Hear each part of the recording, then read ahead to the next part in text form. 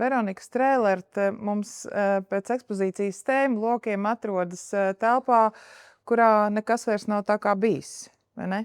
Un mūsu darba nosaukums šai telpai un šiem brīnišķīgajiem rakstniekiem un mūziķiem, kurus mēs šeit esam eksponējuši, bija avantūristi, vai ne?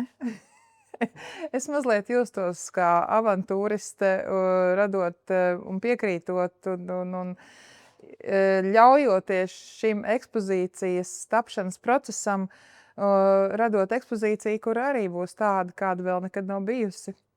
Un Veronika Strēlerte, ja tieši par viņu, tad man šķiet, ka viņa ir ļoti interesanta bijusi, ka ar viņu ir bijis ļoti interesanti būt kopā, ceļot, pavadīt laiku, neskatoties uz to, ka viņa ir piedzīvojusi ļoti traģiskus notikumus. Viņa ir 2 pasaules karus piedzīvojusi, viņa ir piedzīvojusi Berlīnas bombardēšanu un bēgot pēc tam otrais no Latvijas jau uz Zviedriju, viņa ir redzējusi eksplodējošu Kurzemes krastu, par kuru visdrīzākais viņa raksta savā dzejolī Degošais Kurzemes krasts, un tie ir bijuši ļoti nopietni dzīves pārbaudījumi, bet viņa ir dzīvojusi viegli. Viņa ir ļāvusies mīlestībai, arī mīlestības 3 stūriem. Šo vēstuļu kastīti ļoti necilo ar vēstulēm, kuras viņai bija rakstījuši dažādi pielūdzēji, arī zināmi dzejnieki mūsu literatūras vēsturē. Viņa ir glabājusi Stokholmas bankas seifā. Tā tad vēl dziļākā sirdīm varbūt, ka viņa nav uzticējusies vēstures notikumiem, kas vēl varētu nākt, jo pieredzējusi viņa bija, es domāju, ka daudz kā bojāja. Vēl viņas avantūristisko dabu raksturot tas, ka viņa, mēs esam izvēlējušies spēļu automāta prototipu, kā viņas radošā un prokrastinējošā personības puses atspoguļotāju. Viņa aizrāvās ar šiem vienroču bandītiem, bet to viņa darīja kontrolējot sevi, respektīvi bija radinieki un paziņas, kas neļauj viņai nospēlēt visu naudu, un tad par starpām viņa arī kaut ko radīja. Vēl viņai, tāpat kā man, ļoti garšoja saldumi, labs ēdiens, kafija,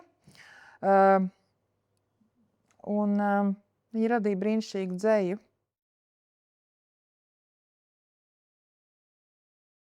Droši vien, ka ir, un tas ir atkarīgs no tā, kā radītājs pats sev definē tos brīžus, kad viņš nerada, bet pārsvarā jau prokrastinācija, jeb mešanās kaut kādos citos darbos vai vienkārši tādā rutīnā ir bēgšana no tā radīšanas nerva, kurš tev visu laiku kņudina un neliek mieru, un tad tu vienkārši viņu mēģini kaut kā pieklusināt, lai atslābinātos un ļautu tam radošajam darbam, kurš ir jārada, kuram varbūt drīz tuvojas termiņš, un tu varbūt nejūties pārliecināts par sevi, ka tu to izdarīsi gana labi, ka citi tevi novērtēs, jo tu taču esi sev uzlicis kaut kādu latiņu, ka tev jābūt labākajam vai tev jābūt gana labam.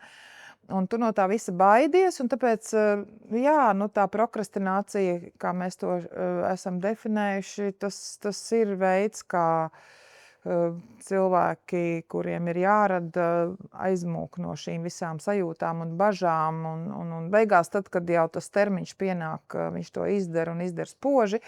Ir atsevišķi, jā, ļoti disciplinēti radītāji, un tad viņi spēja sadalīt savu laiku, lai radītu, piemēram, kā Kārlis Zariņš sagatavotos izcili lomai.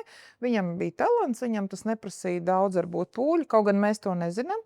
Bet te pašā laikā viņš var apkopt dārzu, aizbraukt uz laukiem, parūpēties par ģimeni. Un varbūt, ka tā nebija prokrastinācija, bet kas to lai zina. Šīs ekspozīcijas veidošana ir pēdējie mana darba jau 7 gadi. Mēs nekad nedomājam, ka tik ilgi tas būs, ka pa vidu būs Covids un dažādas krīzes. Tas ir tāpat kā Veronikai Strēlertei. Viņa arī tam visam tika pāri. Mans vismīļākais posms ekspozīcijas radīšanā, kas varbūt nav anekdotisks, bet patiešām nozīmīgs ir tas, ka mēs tiešām rīkojām tādu kolekciju izpētes talku, un mēs radījām ļoti daudz, kā mēs paši to saucam, datu kartes, kurās mēs apkopojām visu par personību, ko mēs varam uzzināt gan no kolekcijas, gan no oficiāliem pētniecības avotiem, gan no laika biedru atmiņām vai no viņiem pašiem, lai saprastu visus 3 šos te radīšanas aspektus, to nopietno radīšanas procesu, tad radīšanas rituālus, tad šo prokrastinēšanu un beigās arī to, kā tad tas radītais darbs nokļūst pie atzīšanas un kā mēs par viņu uzzinām. Bet tas bija liels tiešām mūsu muzeja kolekciju izziņas process, kas nesa ļoti daudz pārsteidzošus atklājumus par to, kas patiesībā ir mūsu kolekcijās, un kas vēl arī ir svarīgāk par to, kā nav mūsu kolekcijās. Un tā aizraujošākā daļa pēc tam bija doties ekspedīcijās un meklēt to, kā nav, un tur mūsu kolēģi ļoti brīnišķīgi to darīja. Aizbēgt no muzeja uz kādu brīdi, jo, dažādas ir tādas derīgās prokrastinācijas un ir, es gribētu teikt, tādas ļaundabīgās, jeb kaitnieciskās prokrastinācijas, kad tu vienkārši velti izšķiedi savu laiku, bet tas arī ir savs labums, ka tu pēc tam tā kā viņu mācies novērtēt. Bet mana prokrastinācija, jā, es varu mesties nomazgāt logu, es varu aiziet nopirkt kaut kādus saldumus un apēst viņus par daudz. Tas ir slikti. Pēc tam jāiet uz sporta zāli. Tā arī ir prokrastinācija. Tad vēl ir tāda, ka es beidzot, lai neradītu to, kas man ir jārada, varbūt, kad tajā deadline'ā un pietiekam augstā kvalitātē, kādu es sev esmu uzlikusi, tad es atkal kļūstu atpakaļ par direktori un tādu birokrātisko direktori un izpildu iepriekš atliktos kaut kādus ministrijas vai birokrātiskos formulārus, kas arī kaut kad ir jādara.